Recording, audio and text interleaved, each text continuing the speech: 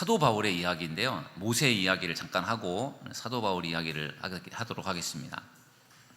모세에게는 중요한 세 그룹의 동역자가 있었습니다. 모세가 하나님의 부름을 받아서 이스라엘 민족을 애굽에서 탈출시키는 출애굽의 지도자로서 쓰임 받았습니다. 굉장히 중요한 일을 했는데 그 일을 할 때 모세를 돕는 동역자가 있었습니다. 첫 번째는 기도의 동역자였어요. 아론과 훌같이 모세와 함께 손을 잡고 기도하는 기도의 동역자가 있었기 때문에 모세가 그 중요한 출애굽 사명을 감당할 수 있었습니다. 두 번째 동역자는 믿음의 동역자입니다. 여호수아와 갈렙, 출애굽한 이스라엘 백성들 중에 성인 중에 유일하게 가나안 땅에 들어간 두 사람이 여호수아와 갈렙입니다. 그들이 모세에게 어떤 동역자가 되었습니까? 믿음의 동역자입니다. 정말 무슨 일이 있어도 모세를 믿고 따라갔던 사람들이 모세, 여호수아, 갈렙입니다. 철저하게 믿고 신뢰하고 지지하고 도왔던 믿음의 동역자가 바로 여호수아, 갈렙. 그리고 여호수아, 갈렙이 있었기 때문에 모세가 사명을 감당할 수 있었고, 그 믿음의 동역자 중에 한 사람은 여호수아는 모세의 후계자가 되죠. 모세에게 좋은 동역자, 믿음의 동역자 있었기 때문에 모세가 사명을 감당할 수 있었습니다. 세 번째 모세의 동역자는 사역의 동역자입니다. 천부장, 백부장, 이러한 50부장, 10부장 같은 중간 지도자들, 그들의 역할과 도움으로 모세는 출애굽의 사명을 감당할 수 있었고 이스라엘 민족의 지도자로서 40년 동안 그의 사명을 감당할 수 있었던 겁니다. 모세에게 물론 능력이 있어요. 특별한 능력이 있습니다. 그렇지만 아무리 능력이 많아도 혼자는 하나님의 뜻과 비전과 사명을 이루기가 어렵습니다. 그 사람을 돕는 동역자가 있어야 큰 일을 감당할 수 있는 것입니다. 그러므로 좋은 동역자에 대한 비전을 품는 저와 여러분 모두가 되기를 주님의 이름으로 축원합니다. 사도 바울 이야기로 이제 넘어오겠습니다. 사도 바울, 여러분 사도 바울도 이방인들에게 복음을 전하는 중요한 사명을 감당합니다. 근데 사도 바울도 정말 탁월한 능력이 있는 그러한 사역자인데, 바울도 혼자 힘으로 모세처럼 출애굽의 사명을 이루는 것이 아니라 동역자가 있었습니다. 바울을 돕는 좋은 동역자들의 동역으로 바울도 이방 지역에 복음을 전하고 많은 교회를 세우는 사명을 감당할 수가 있었던 것입니다. 오늘 우리가 읽은 본문 말씀에 사도 바울의 두 명의 동역자가 등장이 됩니다. 누구냐면은 디모데와 에바브로디도라는 동역자예요. 물론 이 디모데와 에바브로디도 말고도요, 실라, 그다음에 바나바, 이런 바울에게도 굉장히 중요한 좋은 동역자들이 참 많았습니다. 그들의 동역으로 인해서 바울이 그의 사명을 감당해낼 수가 있었던 것입니다. 제가 아무리 능력이 많아도 제가 어떻게 모세를 따라가겠습니까? 제가 아무리 열심히 한다고 한들 어떻게 사도 바울을 따라가겠습니까? 모세와 사도 바울하고 비교할 수 없이 연약하고 부족한 접니다. 정말 여러분들이 도와주시지 않으면 할 수가 없는 거예요. 오늘 예배하는 여러분들의 마음속에 저와 함께 아름다운 교회를 세워가고자 하는 동역에 대한 비전을 품는 믿음의 성도들 되시기를 주님의 이름으로 축원합니다. 좋은 동역자가 되려면은요, 어떻게 해야 되느냐? 비전을 공유하라는 것입니다. 저를 따라하겠습니다. 비전을 공유하라. 여러분 오늘 설교 요약 내용 중에 큰 타이틀이 조금씩 달라져 있으니까 보시고 제가 들으면서요 조금씩 수정을 해주시면 감사하겠습니다. 비전을 공유하라는 거예요. 어떻게 하면 좋은 동역자가 될 수 있는가? 비전을 공유해야 됩니다. 비전. 여러분, 예수님께서 12명의 제자를 부르셔서 12명의 제자와 함께 같이 동역을 하셨어요. 예수님께서 제일 먼저 제자들을 부르실 때 누구를 부르셨습니까? 어부들을 부르셨어요. 그때 예수님께서 그들을 부르면서 이렇게 말씀하셨어요. 마태복음 4장 19절 함께 읽어보실까요? 시작. 나를 따라오너라. 내가 너희로 사람을 낚는 어부가 되게 하리라. 아멘. 예수님께서 고기를 잡고 있는 베드로, 안드레, 야고보, 요한 이 제자들을 예수님께서 부르십니다. 나를 따라오너라. 그리고 나서 뭐라고 하셨습니까? 비전을 제시해 주셨어요. 내가 너희를 사람을 낚는 어부가 되게 하리라. 예수님께서 제자들을 부르실 때 그들에게 들려주신 비전은요, 사람을 낚는 어부예요. 그들은 지금까지 물고기를 잡는 어부로서 살았지 않습니까? 그런데 예수님은 그들을 사람을 낚는 어부가 되게 하겠다라는 거죠. 여러분, 사람을 낚는 어부가 무엇을 하는 사람입니까? 사람을 낚는 어부, 전도자예요. 영혼을 구원하는 일입니다. 그러한 비전을 예수님께서 그들에게 제시할 때 고기를 잡고 있던 예수님의 제자들 베드로, 안드레, 야고보, 요한 이들이요 배와 그물을 버리고 예수님을 따라간 줄로 믿습니다. 부모, 형제까지도 버리고 예수님을 따라갔어요. 왜?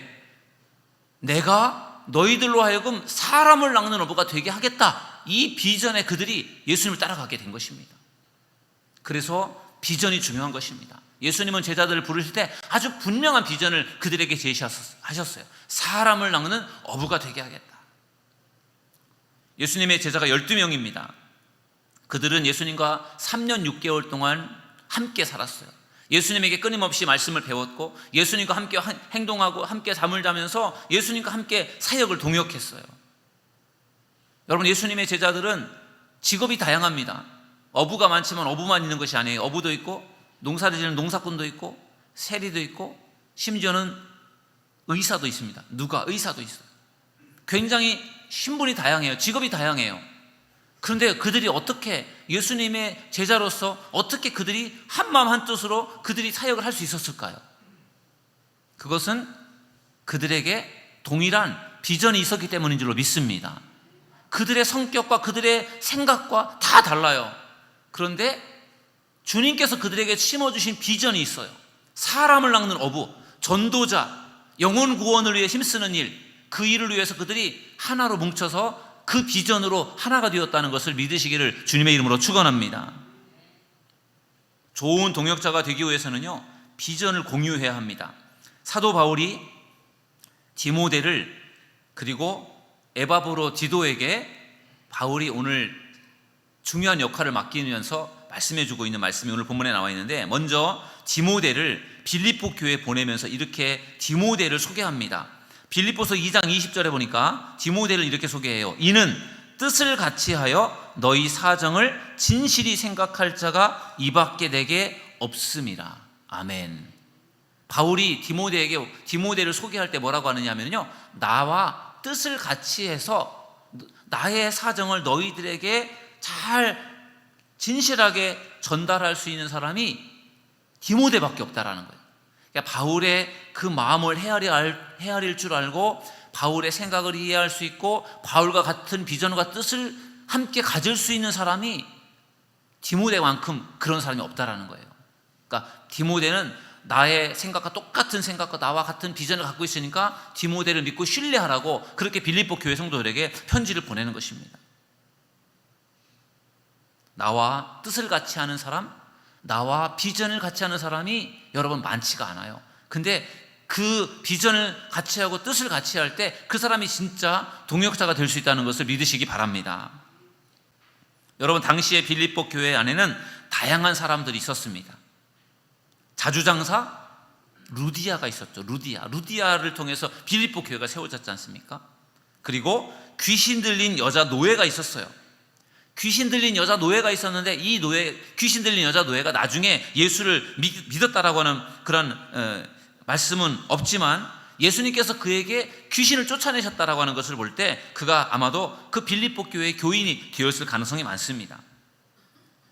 바울을 감옥에서 지켰던 간수장이라고 하는 사람이 사도 바울을 통해서 예수를 믿게 되죠.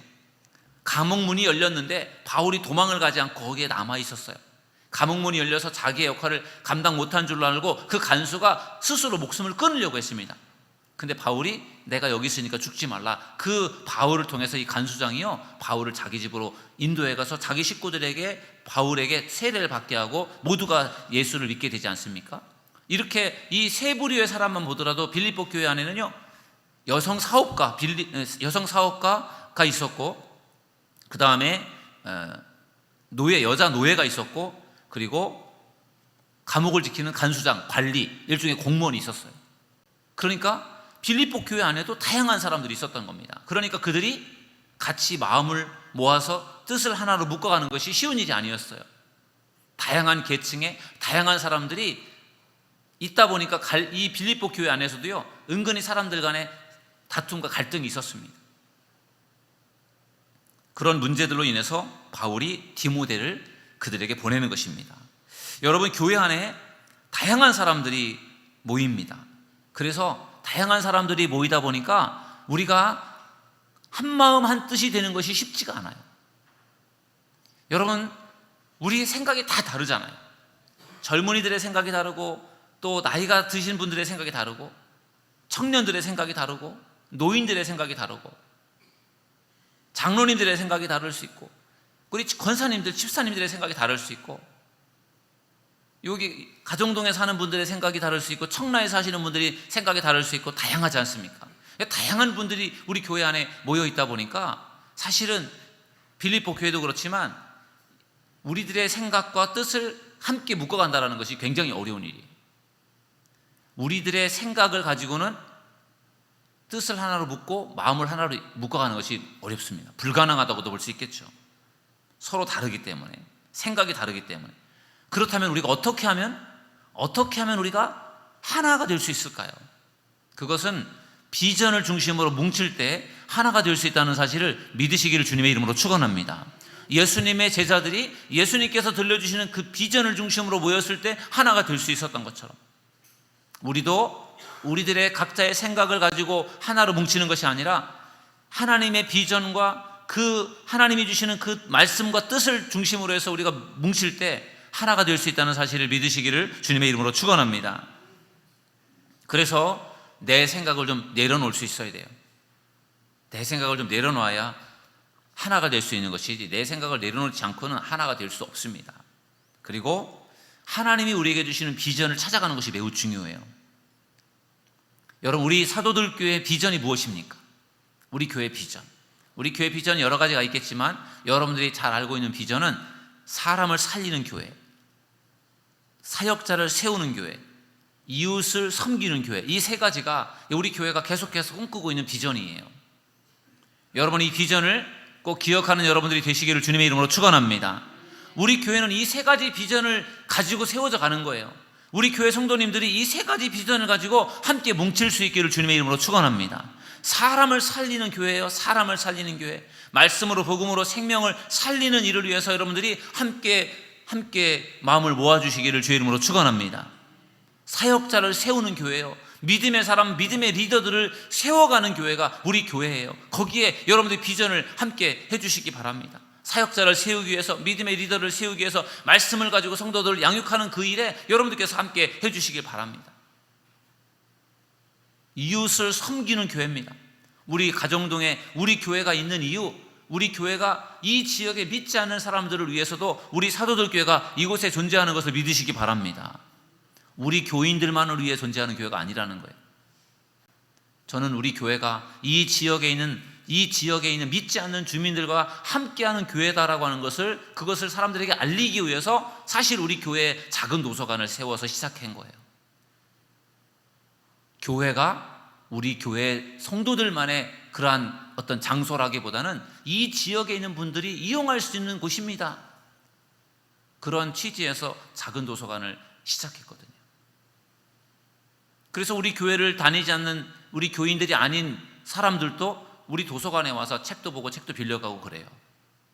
그러면서 교회라는 곳이 이런 곳이구나, 교회가 좀 뭔가 다르구나, 그런 것들을 그들이 느낄 수 있다면 그것이 저는 우리 교회로서 중요한 역할을 한다라고 생각합니다. 우리 교회가 이웃을 섬기는 교회가 되는 일에 여러분들께서 힘을 모아주시기를 주님의 이름으로 축원합니다. 그것이 우리 교회가 가지고 있는 비전이에요. 이 비전을 중심으로 우리가 뭉칠 때 분명히 우리 교회가 하나가 될 수 있고, 이 비전을 중심으로 해서 우리가 좋은 동역을 감당할 수 있게 될 줄로 믿습니다. 좋은 동역자가 되려면 비전을 공유해야 합니다. 나의 비전이 아니라 하나님의 비전이에요. 나랑 조금 맞지 않아도 하나님의 비전이니까 거기에 초점을 맞춰가는 겁니다. 두 번째 좋은 동역자가 되려면 좋은 헬퍼가 되라는 것입니다. 저를 따라하겠습니다. 좋은 헬퍼가 되라. 좋은 헬퍼, 좋은 조력자, 도와주는 사람이 되라는 거죠. 여러분, 사도 바울을 도와주는 많은 사람들이 있었습니다. 그 중에 오늘 본문에 디모데와 에바브로디도라고 하는 두 사람이 나옵니다. 그들은 바울을 돕는 헬퍼였어요. 바울은 디모데를 이렇게 소개합니다. 빌립보서 2장 22절에 보면요, 디모데의 연단을 너희가 안 하니 자식이 아버지에게 함같이 나와 함께 복음을 위하여 수고하였느니라. 아멘. 여러분, 사도 바울에게 디모데는 영적인 아들이었어요. 아들 같은, 나이로도 봐도 아들 같은 그러한 존재였거든요. 그리고 디모데도 사도 바울을요 정말 영적 아버지처럼 그렇게 대했어요. 아버지에게 함같이 나와 함께 복음을 위해 수고했다라고 사도 바울은 디모데를 그렇게 말하고 있습니다. 복음을 위해서 사도 바울과 함께 힘을 모아 사도 바울을 도왔던 사람이 바로 디모데입니다. 여러분, 사도 바울은 교회를 개척하고 교회를 세우고 그리고 사역자들 양육하고 그런 쪽으로 사도 바울은 분주했어요. 교회를 세우고 또 다른 곳에 가서 또 교회를 세우고 분주했습니다. 그러다 보니까 바빴어요. 그래서 바울이 세운 교회 안에 문제가 발생되고 하면은 그것을 바울이 거기까지 가서 해결하고 도와주기가 어려웠기 때문에 그곳에 주로 누가 갔느냐? 디모데가 갔습니다. 디모데는 아주 문제를 잘 해결하는 사람이었어요. 그래서 교회 안에서 뭔가 소란하고 문제가 발생이 되면 바울이 디모데를 그 교회에 보내는 거예요. 빌립보 교회 안에도 여러 가지 부류의 사람들이 어떤 갈등으로 인해서 문제가 생겼을 때 사도 바울이 디모데를 빌립보 교회에 보내는 것입니다. 그 교회의 문제를 해결해 주려고. 그런 점에서 어떻게 보면 디모데는 해결사 역할을 한 사람이에요. 교회 안에 문제가 발생됐을 때 그거를 해결해 주는 사람이 바로 디모데였어요. 우리 교회도 사람들이 모이는 곳이기 때문에 크고 작은 그러한 갈등이나 문제가 발생할 수 있어요. 그럴 때 여러분들이 교인들 안에서 뭔가 갈등이 생기고 문제가 생겼다면 여러분들이 그것을 잘 도와주고 해결할 수 있는 그러한 해결사가 되기를 주의 이름으로 축원합니다. 여러분들이 해결을 못해서 제가 해결을 해야 될 때도 있고요, 저도 해결을 못할 때도 있어요. 아무튼 우리 교회 안에서 뭔가 문제가 발생이 됐을 때 우리가 서로 그 문제를 해결할 수 있도록 노력하는 믿음의 성도들이 되시기를 주님의 이름으로 축원합니다. 자기의 문제를 자기가 해결을 못하는 경우가 많아요. 내 문제를 내가 해결을 못할 때가 있어요. 그럴 때 우리 주변에 있는 사람들이 그거를 도와줄 수 있다는 거예요. 나는 내 문제를 해결 못하는데 주변에 있는 사람들은 그거를 도와주고 해결해 줄 수 있다는 거죠. 사도 바울이 교회 안에 문제가 발생됐다라고 하는 것을 접수했을 때 거기에 디모데를 보냅니다. 디모데를 그만큼 믿었고 디모데가 그만큼 문제를 잘 해결해 내는 역할을 했습니다. 그래서 바울이 그 디모데를 통해서 많은 도움을 얻은 거예요. 디모데가 문제가 발생된 교회를 가서 문제를 풀어내고 해결하는 그러한 역할을 해냈다면, 그런 방식으로 바울을 도왔다면, 에바브로 디도는 또 다른 방식으로 바울을 도왔습니다. 빌립보서 2장 25절 말씀에 보면은 에바브로 디도를 이렇게 소개합니다. 그러나 에바브로 디도를 너희에게 보내는 것이 필요한 줄로 생각하노니 그는 나의 형제요 함께 수고하고 함께 군사된 자요 너희 사자로 내가 쓸 것을 돕는 자라. 아멘. 에바브로 디도에 대해서 여러 가지로 소개를 합니다. 그런데 나의 형제라고 말해요. 나의 형제, 복음 안에서 나의 형제다. 그리고 나와 함께 수고한 사람이다. 사도 바울과 함께 수고한 사람. 아까 디모데를 소개할 때도 나와 함께 복음을 위해 수고했다 그렇게 말했는데, 에바브로 디도도 마찬가지로 나의 형제요 함께 수고한 사람이다. 그러면서 내가 쓸 것을 돕는 자라 이렇게 말하고 있어요. 여러분, 사도 바울이 지금 빌립보서를 쓸 때, 빌립보 교회 성도들에게 보낸 편지가 빌립보서인데, 이 글을 쓰는 사도 바울은 지금 어디 있습니까? 감옥에 있어요. 로마 감옥에 있습니다. 그 감옥에서 빌립보 교회 성도들에게 지금 편지를 보내는 거예요. 그때 사도 바울이 로마 감옥에 갇혀 있을 때 사도 바울의 어떻게 보면 옥수발을 한 사람이 바로 에바브로 디도예요.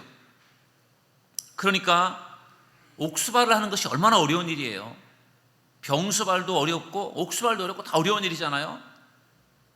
병수발은 뭐 예를 들어 집에서 한다면 옥수발은 감옥에서 하는 거니까 얼마나 어렵겠습니까? 그런데 그것의 사명을 가지고 이 에바브로 디도가 사도 바울의 옥수발을 합니다. 그러니 바울이 얼마나 고마워하겠어요. 자기의 어려운 상황을 돌아보고 자기와 함께 해주고 자기를 돌봐주는 에바브로 디도가 얼마나 고마웠겠습니까? 그런 면에서 디모데도 그렇고 에바브로 디도도 그렇고 바울의 어려운 상황을 도와주는 중요한 좋은 헬퍼로서 역할을 감당하게 된 것입니다. 저는 우리 교회도, 여러분들도 좋은 헬퍼가 되어주시기를 주님의 이름으로 축원합니다. 우리 교회 안에 헬퍼가 필요해요. 어떤 면에서 헬퍼가 필요하냐? 우리 교회의 기도를 위해서 헬퍼가 필요해요. 기도의 동역자가 필요해요. 함께 기도할 수 있는 사람. 여러분, 혼자 기도하는 것보다 함께 기도할 때 훨씬 힘이 납니다. 이번 정교인 수련회 가가지고 우리가 오랜만에 3명씩 4명씩 짝을 지어서 막 손을 잡고 오랜만에 그렇게 우리가 기도를 해봤거든요. 그러니까 힘이 더 많이 생기고 더 열심히 생기는 것을 느꼈어요. 혼자가 아니라 함께 기도할 때 힘이 생기는 거예요. 여러분, 우리 사도들 교회에서 여러분 함께 기도하는 믿음의 동역자들이 되기를 주님의 이름으로 축원합니다. 기도하는 일에 함께 힘을 쓸 때 그것이 얼마나 힘이 되는지 몰라요. 우리 교회 연세가 많으신 권사님들이 몸이 불편하시고 그래서 교회를 못 나오시는 분들이 여러 분 계십니다. 근데 그분들에게 제가 가끔씩 안부 전화를 드리면 그분들이 꼭 저에게 그런 말씀을 해요. 목사님, 제가 교회는 못 가지만 제가 매일매일 교회를 위해서 기도하고요, 목사님을 위해 기도하고 있어요.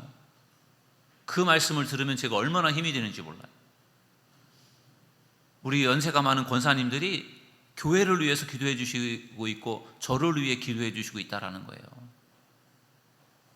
여러분들도 교회를 위해서 함께 기도하는 기도의 동역자가 되기를 주의 이름으로 축원합니다. 그럴 때 하나님께서 역사하실 줄 믿습니다. 기도하는 일에 헬퍼가 필요하고요, 전도하는 일에도 헬퍼가 필요해요. 전도의 동역자죠. 우리 교회는 매주 수요일마다 전도를 합니다. 코로나 이전에는 수요일에 전도에 참여하는 분들이 그래도 꽤 많았어요. 근데 코로나 이후에는 전도에 참여하는 숫자가 반으로 줄었어요. 그래도 전도는 해야 되잖아요.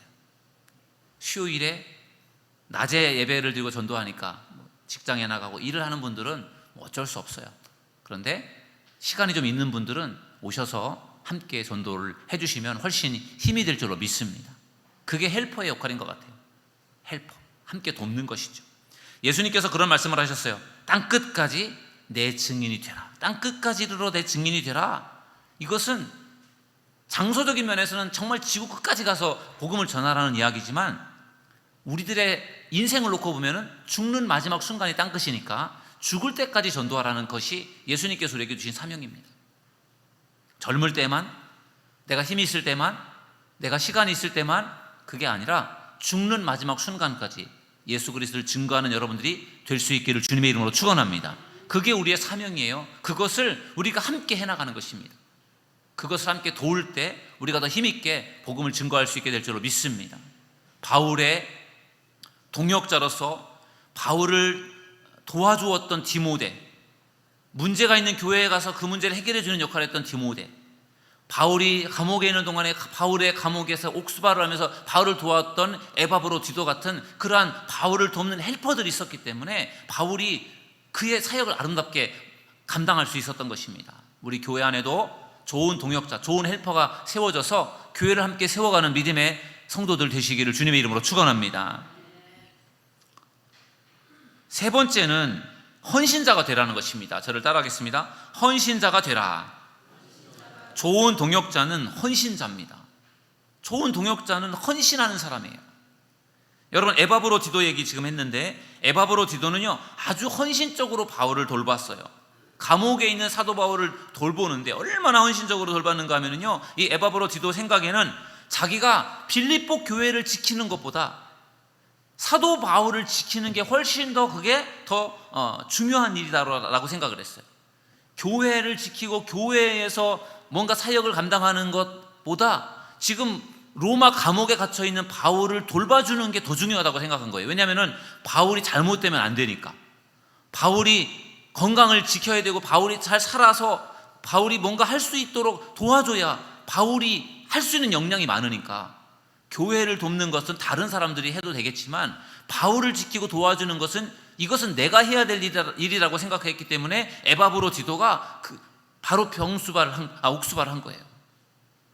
얼마나 열심히 바울의 옥수발을 했는지요. 정말 죽기를 각오하고 바울을 도왔어요. 이 에바브로디도가. 그러다가 자기 몸을 돌보지 않아서 몹쓸 병에 걸립니다. 그리고 이 에바브로디도는 이 병에 걸려서 굉장히 고생을 해요. 그러니 사도 바울이 얼마나 안타까웠을까요? 자기 때문에 자기를 돌보다가 병에 걸렸으니까 얼마나 안타까웠을까요? 배우자의 병수발을 하다가 배우자가 먼저 세상을 떠나는 경우가 있어요. 너무너무 병수발하기 힘들어서 그 배우자가 병수발을 해줄 때 그 병수발을 받는 그 사람의 마음이 얼마나 안타깝겠어요. 사도 바울이 감옥 속에 있는데 바울을 돌보다가 제대로 먹지도 못하고 제대로 잠도 못 자가지고 에바브로디도가 병에 걸린 거예요. 그래서 오랫동안 그 병 때문에 에바브로디도가 고생을 합니다. 그런데 다행히도 하나님께서 에바브로디도를 고쳐주세요. 그래서 그가 치유를 받게 됩니다. 그래서 바울이 그것 때문에 굉장히 많이 위로가 되었죠. 자기 때문에 잘못되면 바울이 얼마나 마음이 아프겠습니까? 그래서 바울이 이제 치유가 된 그 에바브로디도를 빌립보 교회로 보냅니다. 이제 병에서 나았지만 요양도 필요하고 너무 연약해져 있는 상태이기 때문에 좀 쉼도 필요하고 그래서 교회로 보냅니다. 빌립보로 보내면서 바울이 빌립보 교회 성도들에게 이렇게 부탁을 해요. 빌립보서 2장 29절 함께 읽어보실까요? 다 같이 시작. 이러므로 너희가 주 안에서 모든 기쁨으로 그를 영접하고 또 이와 같은 자들을 존귀히 여기라. 아멘. 바울을 돕다가 병들어 죽을 지경까지 갔다가 하나님께서 고쳐주셔서 회복된 에바브로디도를 빌립보 교회 성도들에게 부탁하면서 그를 잘 영접해주고 이러한 사람들을 존귀하게 여겨라. 교회를 위해서 목회자를 위해서 헌신적으로 열심을 다하다가 애쓰고 수고한 헌신한 사람들을 존귀하게 여기라고 하는 것을 바울이 당부합니다. 여러분, 우리 교회가 교회를 위해서 열심히 헌신하는 사람들을 존귀하게 여기는 교회가 될 수 있기를 주님의 이름으로 축원합니다. 열심히 교회를 위해서 헌신하는 분들을 시기하고 질투하고 미워하는 교회도 있대요. 새로운 교인들이 막 열심히 헌신적으로 일을 하면은 기존의 교인들이 그 사람을 뭔가 경계하고 미워하는 그러한 교회들도 있다는 거예요. 여러분, 교회를 위해서 열심히 헌신하는 사람을 귀하게 생각하고 그분들을 존귀하게 여겨주고 인정하는 믿음의 성도들이 되시기를 주님의 이름으로 축원합니다. 열심히 헌신하는 사람들에게는 가끔씩 그들을 격려하는 시간이 필요한 것 같아요. 사람인지라 내가 이만큼 열심히 헌신했는데 아무도 나를 알아주지 않아. 그게 사람을 보고 하는 것이 아니라 하나님 앞에 하는 것이지만 그래도 사람인지라 가끔씩 낙심이 되고 흔들릴 때가 있다라는 거예요. 그래서 헌신하는 사람들에 대한 존귀히 여기고 그들을 정말 지치지 않도록 그들을 돌봐주는 것이 매우 중요합니다. 지난 금요일부터 토요일까지 우리 교회 전교인 수련회를 했어요. 45명이 참여해서 4년 만에 전교인 수련을 했습니다. 매년 우리가 경년제로 수련을 하다가 코로나 때문에 4년 만에 수련을 하려다 보니까 여러 가지 어려움이 많았어요. 장소를 구하는 것도 그렇고 또 우리 교인들 함께 같이 그쪽으로 동행해 가는 것도 만만치가 않았어요. 많이 어려웠어요.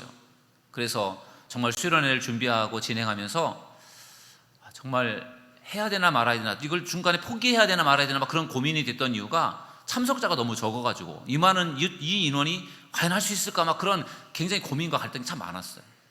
알게 모르게 마음고생이 참 많았어요. 그렇지만 그래도 해야 되겠다라는 마음을 가지고 전교인 수련회를 진행하게 됐어요. 그래서 기도해 주시고 참여해 주신 모든 분들께 감사드리고, 휴가철이 아니고 또 학생들이 개학을 하고 이래서 날짜가 좀 늦춰지는 그러한 일 때문에 참석을 못하신 분들도 계시겠지만 아무튼 어렵게 전교인 수련회를 진행을 하게 됐어요. 여러분, 주일 예배는 반드시 드려야 되는 예배. 교회는 주일에 반드시 예배를 드려야 되잖아요. 주일날 교회를 닫고 예배를 안 드릴 수는 없는 거잖아요. 예배는 교회가 반드시 해야 되는 그런 필수 사항이에요. 그런데 전교인 수련회는 필수 사항이 아니에요. 옵션입니다. 옵션. 해도 되고 안 해도 되는 거예요. 안 해도 되는 전교인 수련회를 왜 저는 굳이 그걸 하려고 하는가? 그것도 한 번도 아니고 8번씩이나 했단 말이에요. 우리 교회 역사 17년 역사에 8번이나 했어요. 왜 저는 전교인 수련회를 그렇게 하려고 애를 쓰는 걸까요? 전교인 수련회가 중요하니까. 전교인 수련회를 통해서 우리 성도들이 함께 어우러지고 어린아이부터 노인 이르기까지 한자리에 모여서 함께 예배하고 기도하고 교제하는 그 전교인 수련회가 우리 교회 안에서 너무 중요하다라고 하는 것을 제가 알기 때문에 힘들어도 그 전교인 수련회를 하는 거예요.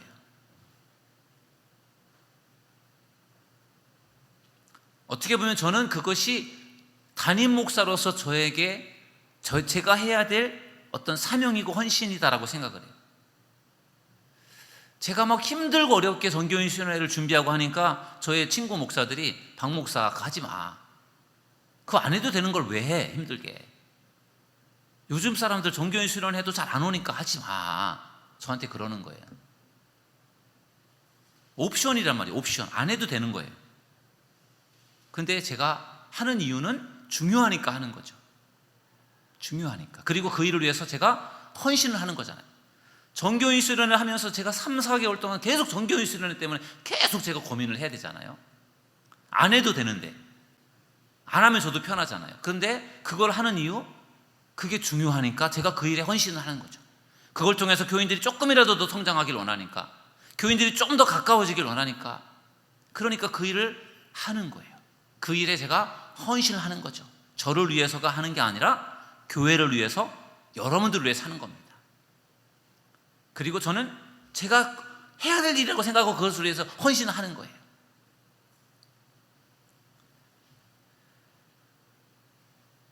그래서 교회 전교인 수련회가 진행이 되는 거죠.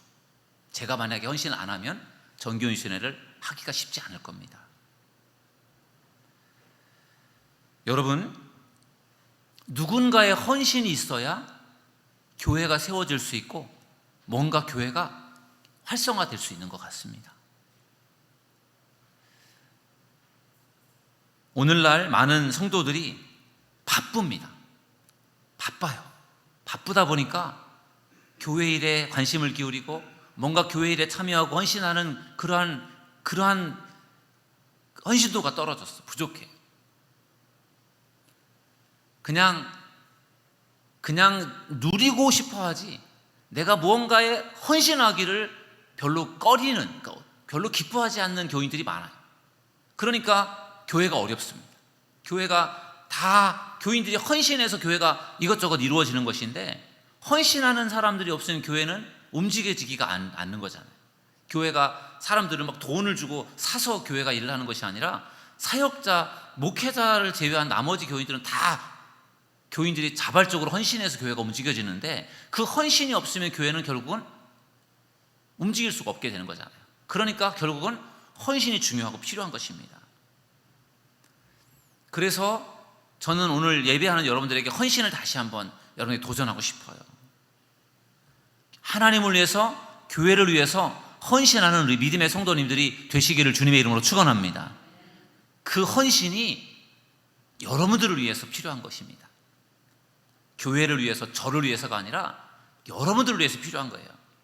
요한계시록 2장 10절을 한번 읽어보시겠습니다. 요한계시록 2장 10절입니다. 시작. 내가 죽도록 충성하라. 그리하면 내가 생명의 관을 내게 주리라. 아멘. 여러분, 죽도록 충성을 하면 하나님께서 뭘 주시겠다고 약속하셨어요? 생명의 면류관을 주겠대요. 죽도록 충성해서, 여러분들이 죽도록 충성을 해서 제가 상을 받는 게 아니에요. 여러분이 받는 거죠. 하나님이 주시는 상급에 대해서 제가 여러분들에게 말씀을 드리는 거예요. 하나님이 주시는 건데 여러분들이 수고하고 충성하고 헌신을 해야 그것을 받을 수 있어요. 남들이 다 만들어 놓은 곳에 가서 내가 마음껏 즐기고 노는 것, 그것도 행복하고 즐거울 수 있지만, 부족하고 연약한 곳에 가서 내가 수고하고 헌신해서 그 부족하고 연약한 것을 내가 뭔가 좀 든든하게 만들어 갈 수 있다면 그게 얼마나 우리에게 보람 있는 일이겠어요. 믿음은 수고와 헌신을 통해 성장하는 것 같아요. 민주주의라고 하는 나무는 피를 먹고 자란다라는 이야기가 있어요. 민주주의는 피를 먹고 자란다. 많은 사람들의 희생과 헌신을 통해서 민주주의가 점점점 자라간다라는 거예요. 교회도 예수님의 피로 세워진 것 아니겠습니까? 그래서 교회가 예수님의 피로 세워졌기 때문에 성도들의 헌신이 있어야 교회가 자랄 수 있어요.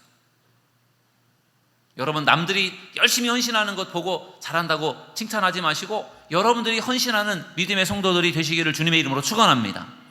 다른 사람들이 헌신해서 교회가 세워질 수 있겠지만 여러분들이 헌신할 때 여러분이 세워질 수 있고 교회가 세워질 수 있는 거예요. 동역자는 헌신자예요. 여러분들이 사도들교회를 사랑한다면 우리 교회에서 열심히 헌신하는 믿음의 성도들 되시기를 주님의 이름으로 축원합니다. 헌신하는 분들이 많이 계십니다. 그런데 지치지 않도록 우리가 함께 힘을 모으는 것이 필요해요. 우리 함께 헌신하고 함께 동역해서 아름다운 교회, 든든한 교회, 건강한 교회를 세워가는 저와 여러분 모두가 되기를 주님의 이름으로 축원합니다. 오늘 좋은 동역자에 대한 말씀을 나누었습니다. 바울에게 에바브로, 디도, 디모데 같은 좋은 동역자가 있었기 때문에 바울이 아름다운 사역을 펼칠 수 있었던 것처럼 우리 교회 안에도 좋은 동역자가 있을 때 우리 교회가 아름다운 사역을 펼쳐갈 수 있게 될 것입니다. 그러므로 여러분의 마음속에 이 세 가지를 깊이 새기셨으면 좋겠어요. 우리 교회의 비전을 함께 공유하시기 바랍니다. 좋은 헬퍼가 되어주십시오. 하나님과 교회를 위해서 헌신하시기를 바랍니다. 그럴 때 하나님께서 여러분들을 세워주시고 여러분들을 성장시켜주시고 우리 교회를 세워주시고 우리 교회를 통해서 하나님의 놀라운 일들을 이루실 줄로 믿습니다. 그런 은혜가 오늘 예배하는 우리에게 함께하기를 주의 이름으로 축원합니다.